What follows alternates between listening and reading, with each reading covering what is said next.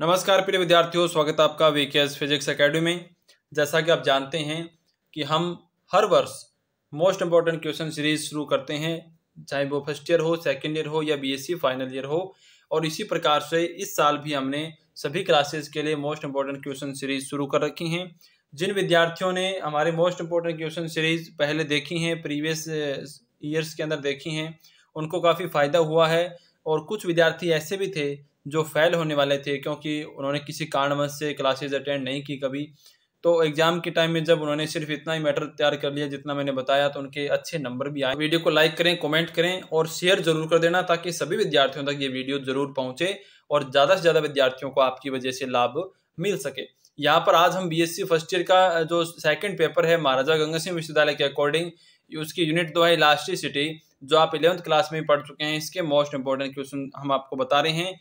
और ये क्वेश्चन अगर आप तैयार कर लेते हैं तो इनसे बाहर आपका एग्जाम का जो पैटर्न है, पेपर है, क्वेश्चन है, वो नहीं होगा। अगर इनमें से क्वेश्चन नहीं आता है तो आप चैनल को भले ही अनसब्सक्राइब कर देना और आपकी किस्मत जो है बिल्कुल बदल सकती है अगर आप अच्छे तरीके से इनको तैयार कर लेते हैं। यहाँ पर ये जो वीडियोस में बताता हूँ ये स्पेशल फॉर एमजीएस यूनिवर्सिटी महाराजा गंगा सिंह विश्वविद्यालय सिलेबस के अकॉर्डिंग बताता हूँ। लेकिन कोई भी यूनिवर्सिटी का विद्यार्थी जिनके ये सिलेबस लगता है, ये टॉपिक्स लगते हैं, वो यहाँ पर इनको देख सकते हैं, उनको भी इसका फायदा मिलेगा। तो यहाँ पर आप देख सकते हैं BSc part first exam 2022 physics paper second है। सेक्शन ए के अंदर हम बताते हैं कौन से क्वेश्चन आपको करने हैं। तो आपका फर्स्ट क्वेश्चन जो है ये आता है डिफाइन इलास्टिसिटी, प्रत्यास्था को परिभाषित करना, प्रत्यास्था क्या होती है।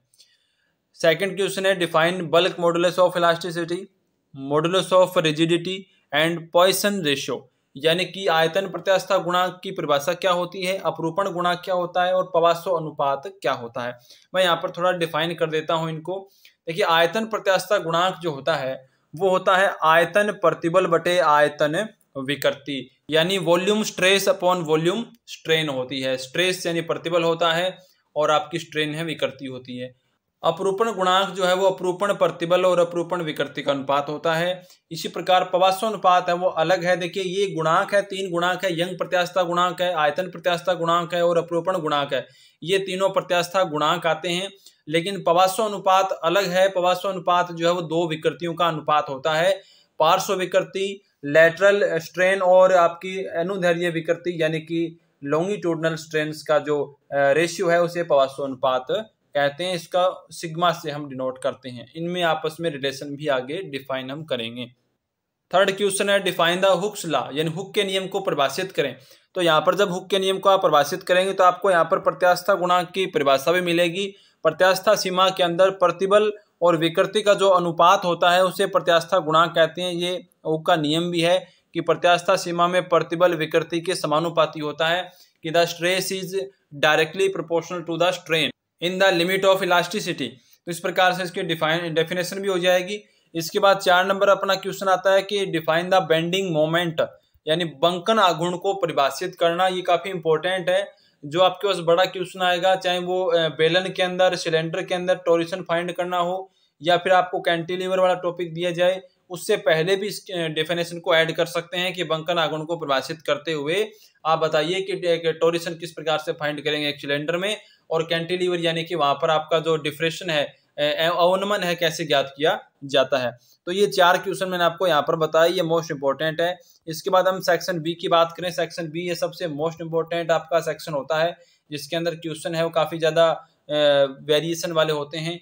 यहाँ पर फर्स्ट क्वेश्चन है कि इनमें रिलेशन आपको फाइंड करना है। आपके पास मेनली 2 ही रिलेशन होते हैं, वाई के और सिग्मा में आपको रिलेशन देना है, वाई नीटा के सिग्मा में आपको रिलेशन देना है। इनकी वीडियोस जो है वो हमारे चैनल के ऊपर अपलोड हैं, आप जाके प्लेलिस्ट में देख सकते हैं। बीएससी फर्स्ट ईयर नाम से आपको प्लेलिस्ट मिलेगी। और आगे इनमें 2 रिलेशन और भी होते हैं, लेकिन जब आपको इनको अच्छे तरीके से तैयार कर लेंगे तो आगे वाले रिलेशन में कोई दिक्कत नहीं होगी। यहीं से इक्वेशन का यूज करके उनको बनाया जाता है। इसके बाद सेकंड क्वेश्चन आता है कि ठोस बेलन में ऐंठन आपको ज्ञात करना है। टोरिशन इन सॉलिड सिलेंडर काफी मोस्ट इंपॉर्टेंट है ये टोरिशन इसमें फाइंड करना। और यहाँ पर मैं आपको 3 न्यूमेरिकल्स भी बता रहा हूँ जो काफी ज्यादा इंपॉर्टेंट है। ये न्यूमेरिकल्स जरूर आएंगे अगर एग्जाम में न्यूमेरिकल्स देते हैं तो। फर्स्ट एग्जाम्पल है यहाँ पर 1 लीटर ग्लिसरीन पर जब दाब 9.8 × 10⁵ न्यूटन पर मीटर स्क्वायर लगाया जाता है तब इसके आयतन में 0.21 सेमी क्यूब की कमी होती है। तो ग्लिसरीन का आयतन प्रत्यास्थता गुणांक आपको पूछा है। तो आयतन प्रत्यास्थता गुणांक ज्ञात करने के लिए यहाँ पर दाब आपको दे दिया। तो यहाँ पर आप क्या करेंगे, आयतन प्रत्यास्थता गुणांक के लिए आप यहाँ पर आयतन प्रत्यास्थता गुणांक का फॉर्मूला होता है आयतन प्रतिबल बटे आयतन विकृति। तो यहाँ पर आयतन विकृति तो आयतन में परिवर्तन बटे प्रारंभिक आयतन से निकल जाएगी, और प्रतिबल की जगह यहाँ पर आपको डायरेक्ट दाब दे दिया। तो प्रतिबल है वो एक प्रकार से दाब के बराबर ही होता है यूनिट के अकॉर्डिंग, इनके दोनों की डायमेंशन बराबर होती है। सेकंड न्यूमेरिकल आता है आपका कि एक खोखली शाफ्ट अपने समान द्रव्यमान वाले ठोस शाफ्ट से अधिक मजबूत होती है, क्यों? सिद्धांत से देखकर स्पष्ट करें। ये जब आप बेलन में ऐंठन फाइंड करते हो उसके ऊपर ये न्यूमेरिकल होता है, काफी मोस्ट इंपॉर्टेंट है। आपको ये अपने बुक के अंदर सॉल्यूशन मिल जाएगा। अगर सॉल्यूशन नहीं मिलता है तो मैं टेलीग्राम चैनल पर इन सभी का सॉल्यूशन जो प्रोवाइड करवा दूंगा, आप कमेंट कर देना। इसके बाद नेक्स्ट एग्जांपल एक और है, एक ही पदार्थ के दो बेलनाकार छड़ों की लंबाई व द्रव्यमान समान है, एक ठोस है जबकि दूसरा खोखला है, जिसकी बाह्य त्रिज्या आंतरिक त्रिज्या से 2 गुणी है।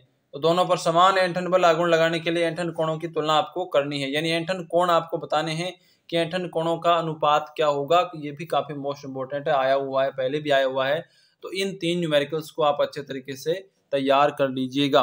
इसके बाद हम बात करते हैं लास्ट सेक्शन अपना सी सेक्शन। सी सेक्शन में आपको मैं एक ही क्वेश्चन बता रहा हूँ जो काफी मोस्ट इंपॉर्टेंट है।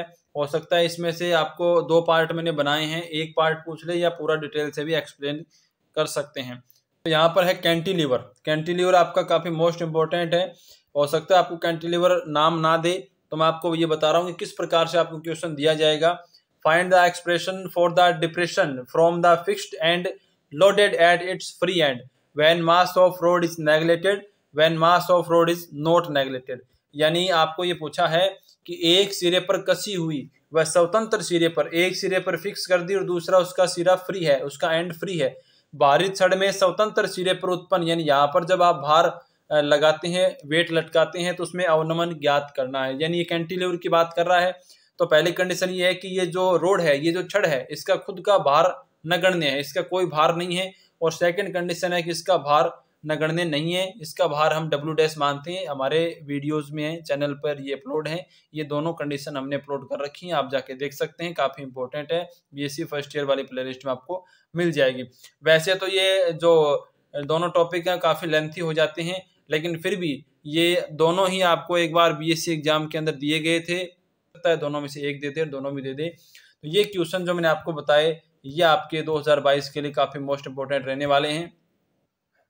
तो वीडियो को शेयर करें, ज़्यादा से ज़्यादा विद्यार्थियों तक जरूर पहुंचाएं, और चैनल को सब्सक्राइब जरूर कर लीजिएगा अगर आप हमारे चैनल पे पहली बार आए हैं। तो इसी प्रकार की भविष्य में आपको हर एक क्लासेस की वीडियोस मिलती रहेंगी। मिलते हैं नेक्स्ट वीडियो में। धन्यवाद।